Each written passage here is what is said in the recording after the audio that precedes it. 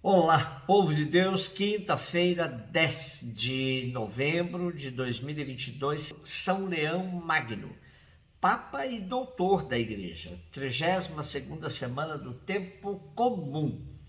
A nossa reflexão de hoje é a partir de Filemon 1, de 7 a 20 e Lucas 17, de 20 a 25. Caríssimo, grande alegria e consolo tive por causa de tua caridade. Os corações dos santos foram reanimados por ti, irmão. Por este motivo, se bem que tenha plena autoridade em Cristo para prescrever-te tua obrigação, prefiro fazer apenas um apelo à tua caridade. Eu, Paulo, velho como estou e agora também prisioneiro de Cristo Jesus, faço-te um pedido em favor do meu irmão que fiz nascer para Cristo na prisão, Onésimo. Antes ele era inútil para ti, agora ele é valioso para ti e para mim. Eu o estou mandando de volta para ti.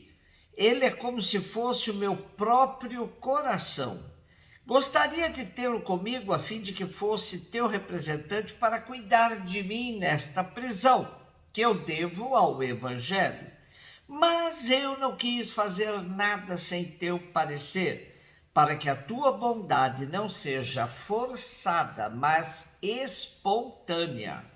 Se ele te foi retirado por algum tempo, talvez seja para que o tenhas de volta para sempre. Já não como escravo, mas muito mais do que isso, como um irmão querido, muitíssimo querido para mim, quanto mais ele o for para ti, tanto como pessoa humana, quanto como irmão no Senhor.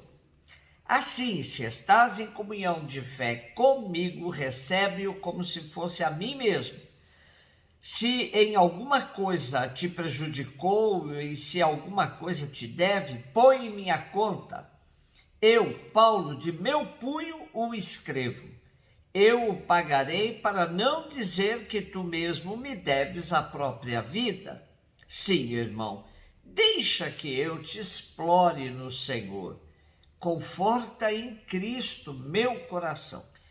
Considerando as cartas de Paulo, essa mais se parece a um bilhete que o apóstolo manda ao seu amigo Filemon, tratando de um caso difícil, possivelmente escrito da prisão em Roma entre os anos 61 e 63. Filemon era um cristão de boa posição, talvez convertido por Paulo.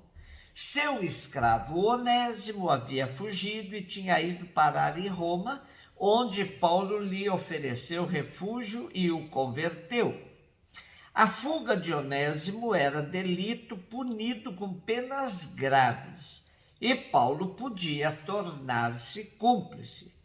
Paulo não quer resolver a questão por via legal, embora sugira que está disposto a pagar Filemon.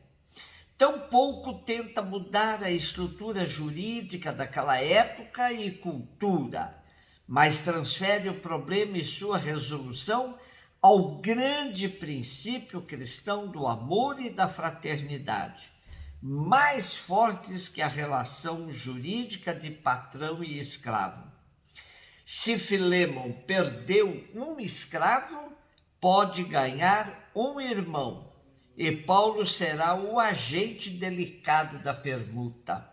Paulo coloca um desafio imenso ao seu amigo, pois os sentimentos de um patrão frente à fuga de um dos seus escravos era de muita hostilidade. Tentar fazer passar de escravo a irmão não era tarefa fácil, nem mesmo aos cristãos convertidos, pois a sociedade continuava a mesma. Patrão é patrão, escravo é escravo. Sem alterar a ordem social e jurídica, o apóstolo sugere ao seu amigo Filemon que receba Onésimo, o escravo fugitivo, como se recebesse a ele mesmo.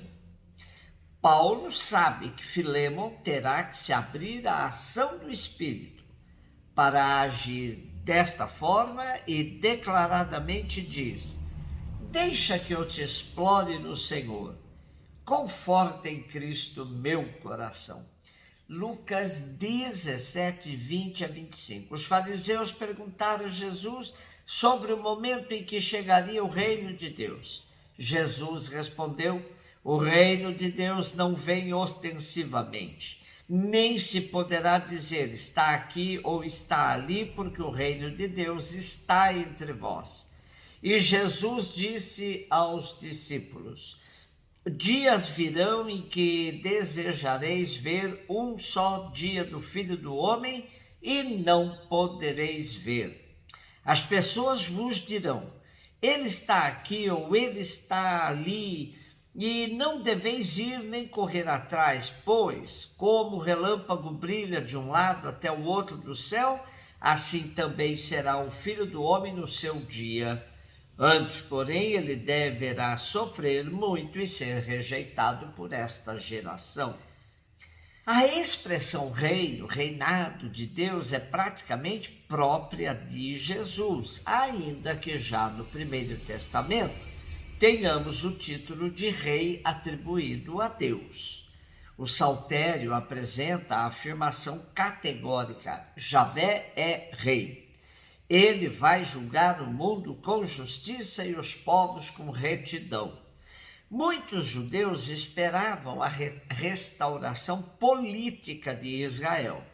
Como Jesus anunciou repetidas vezes a chegada do reinado de Deus, os fariseus o identificam com sua expectativa e lhe perguntam pela data exata. Jesus não responde do jeito que eles querem, ou seja, dando-lhes uma resposta em termos de cronologia. Além do mais, o reino já está no meio deles, na pessoa de Jesus. Porém, isso dependeria de eles o aceitarem como Filho de Deus, o Messias esperado.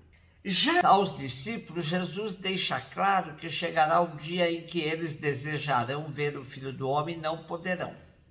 As intervenções divinas na cultura da época aconteciam de maneira inesperada e em espaços imprevisíveis. Porém, não devem viver ao sabor dos ventos como quem não tem rumo na vida e se deixam levar por avisos falsos.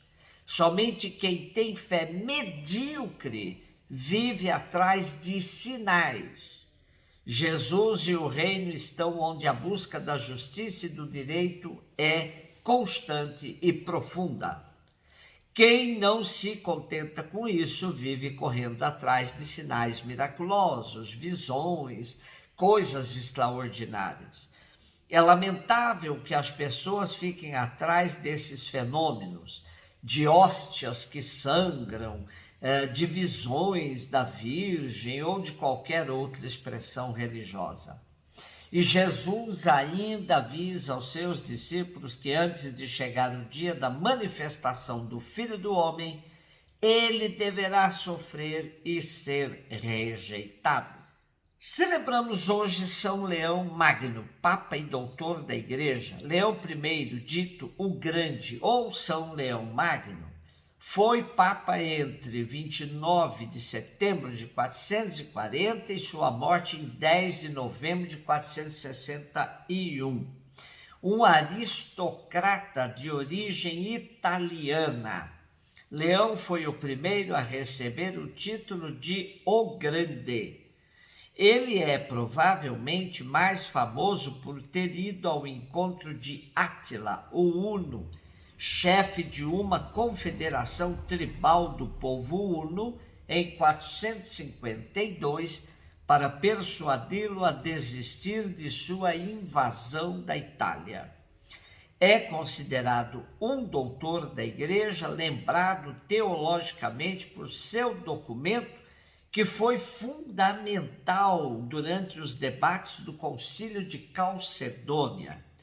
Este concílio ecumênico tratou principalmente de questões cristológicas e elucidou a definição considerada ortodoxa de que Cristo é uma união hipostática de duas naturezas, humana e divina, unidas em uma única pessoa, sem confusão nem divisão. Um beijo no seu coração.